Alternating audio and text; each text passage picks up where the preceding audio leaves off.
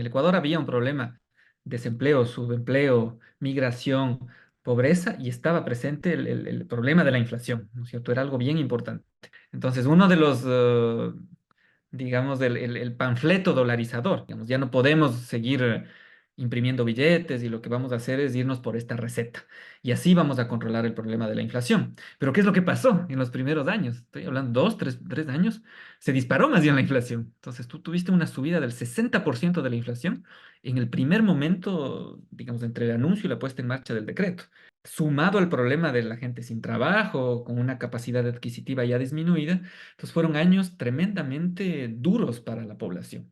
Las pensiones jubilares de los jubilados se desplomaron, digamos, su capacidad adquisitiva se desplomó, sumado además a una hiperinflación que generó la puesta en marcha de la medida. Entonces, la capacidad adquisitiva de la gente se fue por los suelos, ¿cierto? De quienes tenían la suerte de tener ingresos, porque luego los que no tenían ingresos simplemente les tocó irse del país. La curva de la inflación luego se va aplanando en el transcurso de los siguientes años. Pero los primeros años de la dolarización fueron de altísima inflación y de una pérdida del poder adquisitivo tremendo de las personas. Y es una cosa que hay que decirlo, no, no hay que olvidarse de la historia. Mientras que sectores de las élites ganaban, ¿no es cierto? ¿No es cierto? Porque eran ellos quienes controlaban dólares dentro de la economía ecuatoriana y fuera de la economía ecuatoriana. Mientras que el impacto para la población fue tremendamente fuerte. ¿Qué es lo que pasó después? Digamos, esta es la historia que recuperan, ¿no es cierto? Milei y algunos analistas económicos. En Ecuador la dolarización ha funcionado bien. Hay una primera cosa que hay que matizar, que es lo que acabo de decir actualmente. Los primeros años fueron durísimos. Entonces, si tú tienes un país que está en una tremenda crisis, lo que haces es montar una crisis sobre la crisis que ya tenías. ¿Qué es lo que pasó luego con Ecuador? Confluyeron una serie de factores que permitieron que la dolarización muestre su buena cara. La dolarización funciona con dólares. El país, el Banco Central del país, ya no puede generar propia moneda, sino depende de que haya dólares en la economía. ¿Qué es lo que dicen los neoliberales, los liberales o los libertarios? Dicen, bueno, el mercado te va a dotar de dólares, ¿no es cierto? Tú libera el mercado y los dólares van a venir solitos. Pero Ecuador tenía un problema donde hay similitudes y diferencias con la situación de Argentina. Ecuador siempre ha tenido un problema de fuga de capitales de sus élites económicas, que también es realidad en el caso argentino. Pero además, que es más grave aún, en el caso argentino hay un histórico problema de especulación y fuga de capitales, ni siquiera de nacionales argentinos, sino de inversionistas de fuera, de fondos buitres, que lo que hacen es, ¿no es cierto?, colocan, captan dinero y lo sacan de la economía argentina. Entonces, el problema de fuga de capitales en Argentina es más grave de lo que históricamente siempre ha tenido Ecuador. Y Ecuador, durante toda la dolarización, ha tenido un problema de fuga de capitales. Entonces, ese es un problema que siempre ha tenido la economía ecuatoriana, causado por sus propias élites. ¿Qué es lo que yo veo que es más grave en Argentina? Que tienes las élites y además lo que tienes es un histórico problema de fuga de capitales, que ustedes lo conocen perfectamente en Argentina. Entonces, más complicado el tema ahí.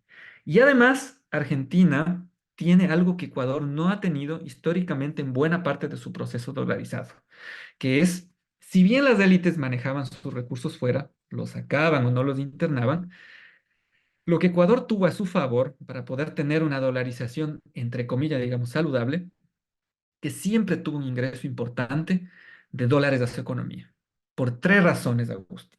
En primer lugar, acuérdense que la crisis económica, ¿no es cierto?, que finalmente termina en la dolarización y no, digamos, llega a un punto cumbre en la dolarización y se agrava en los primeros años de la dolarización, expulsó una serie de compatriotas ecuatorianos y ecuatorianas a países como Italia y España. Esos migrantes lo que hacen es trabajaban y envían remesas a la economía ecuatoriana.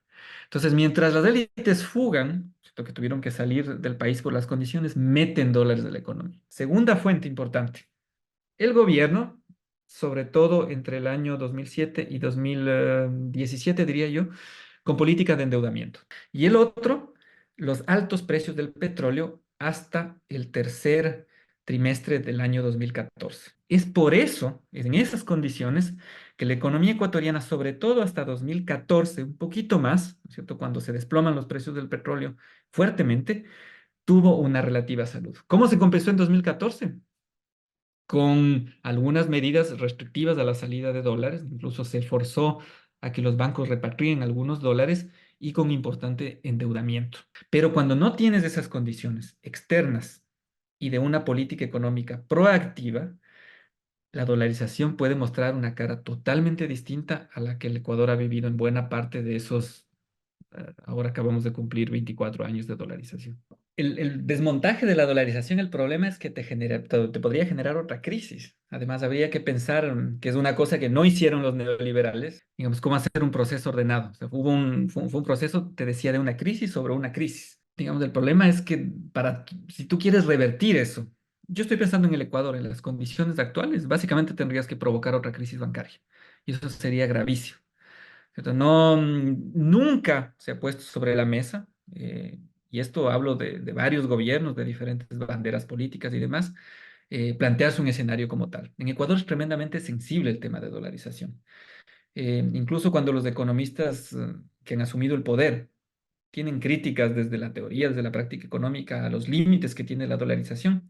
La dolarización es un tema muy, muy delicado en Ecuador. Es dificilísimo hablar mal de la dolarización porque se ha ido construyendo un apego cultural a la dolarización.